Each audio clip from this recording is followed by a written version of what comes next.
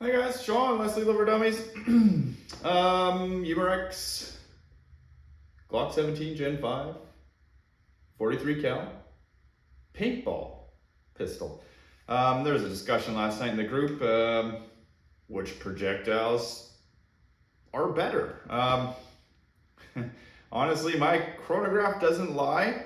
And I have to say, damage sometimes can be hard to decipher on an inanimate object like a steel pan. Although a depression may be interpreted as a harder hit. And it's not always the case. And I think unless you're shooting yourself with these things, you probably will never know. I don't make a habit of doing that either. So today I'm going to test back to back 3 projectiles, 11 millimeter glass balls, which are first up.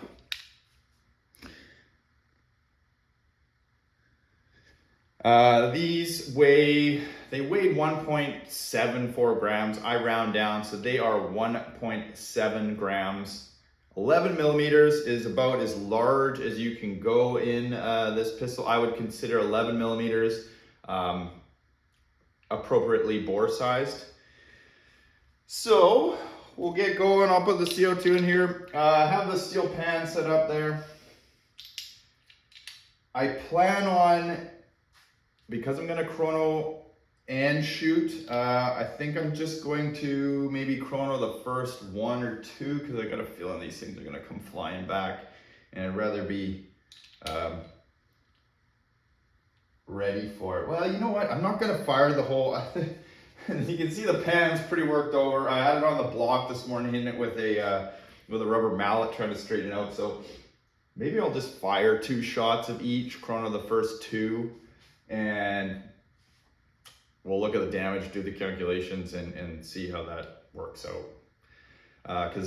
Well, I got my sheet up here because these little 43 cals like to bounce. So this is a modified magazine. It is pierced.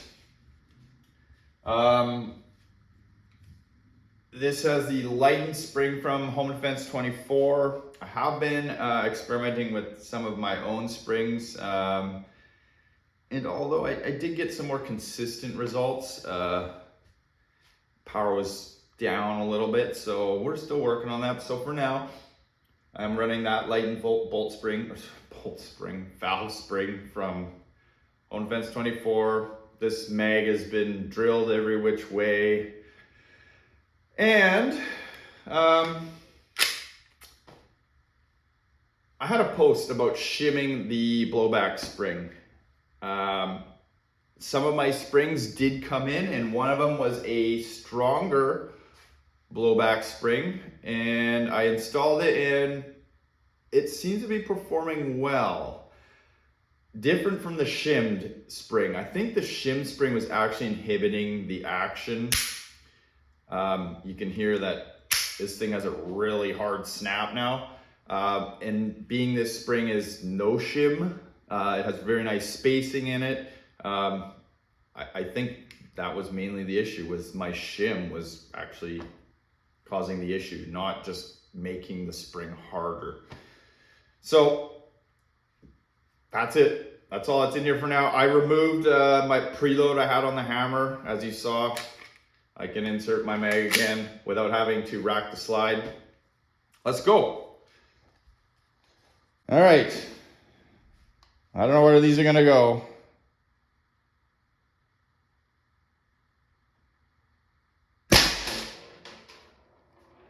.318. I do see a hit. Okay, good. It didn't come back like I thought it would, but we ain't over yet. Ooh, perfect. .310. Let's just have a quick look at those. So those were glass balls right there, 1.7 grams.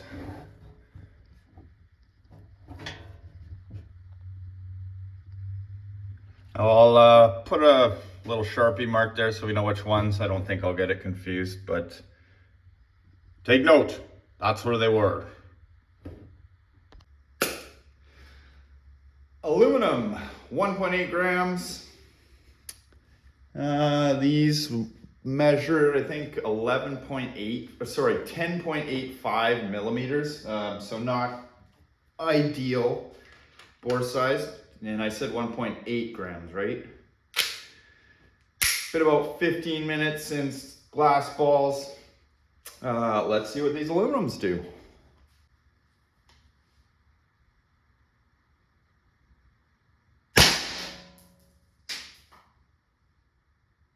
I don't even know where oh, okay, I see it. We're gonna aim a little bit lower. Oh, and I didn't show you the chronograph. Hopefully I can see that in the video. Sorry, guys.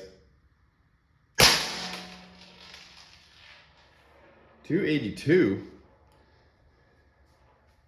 Those ones hit side by side. Let's do one more, just because I missed that first one. In case I don't catch it on the video. 280. Okay, let's check it out. Oh, I have this habit of hitting really close to the other with damage, but that's okay. So 3 shots there. Aluminum balls, 1.8 grams. Obviously a little bit slower than the glass, but I mean, looking at the damage, I mean, it's fairly similar, I would say. I mean, they're almost exactly the same weight, but the aluminums did seem to travel slower, and that was a fresh CO2. All right, steel balls next. 11 millimeter steel ball bearings. These weigh 5.4 grams.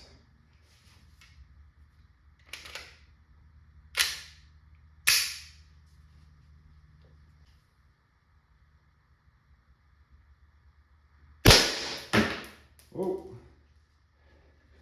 206. Where did I hit? Okay, I see it. Aim a little lower.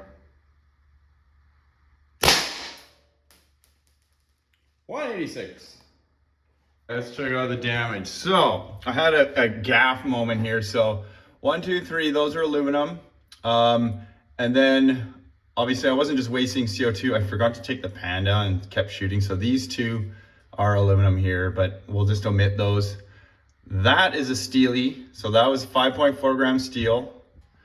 And that was 5.4 grams steel. So that was the first shot at 206.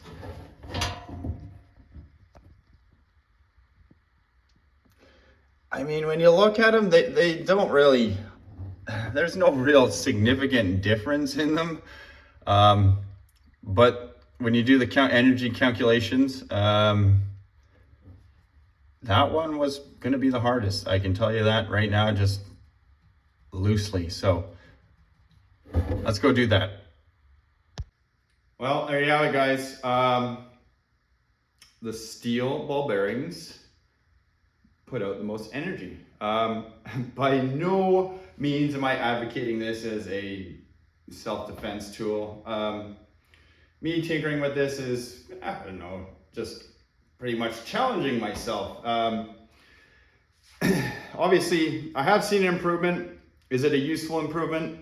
I don't think so. Based on the damage. So let's just kind of look at this. That was glass balls, aluminum. That was a mess up, but those are aluminum. Steel ball, steel ball.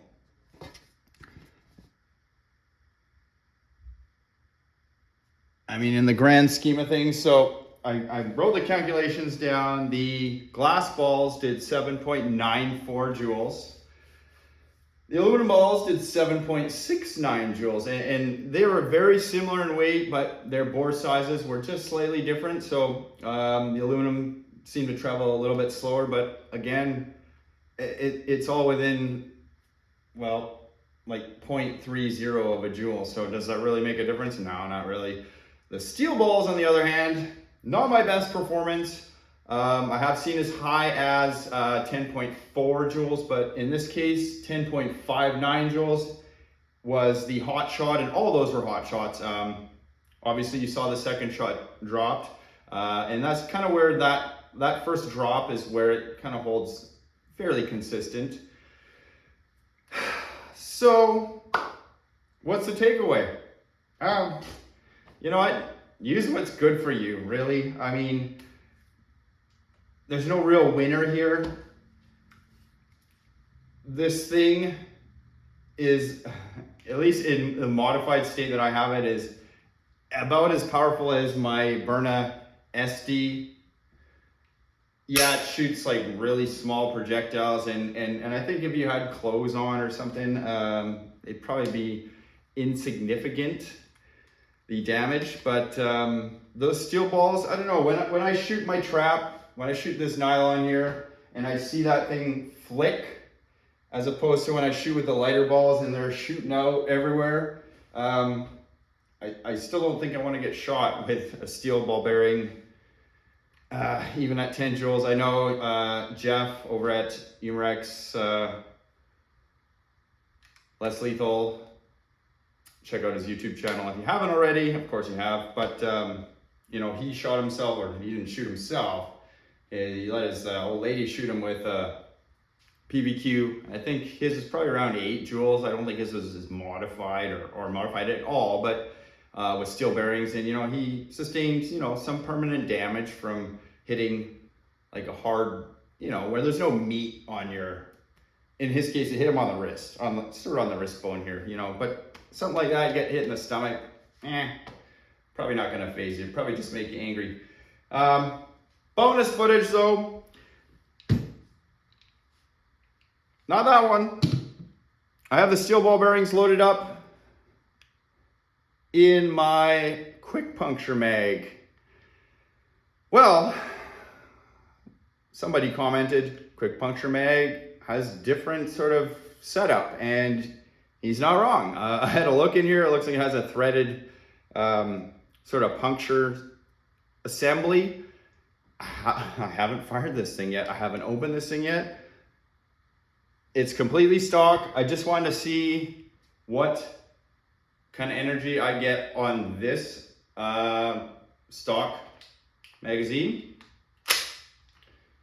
It is unpunctured, and we are going to puncture together, and I'll chrono it, see what happens.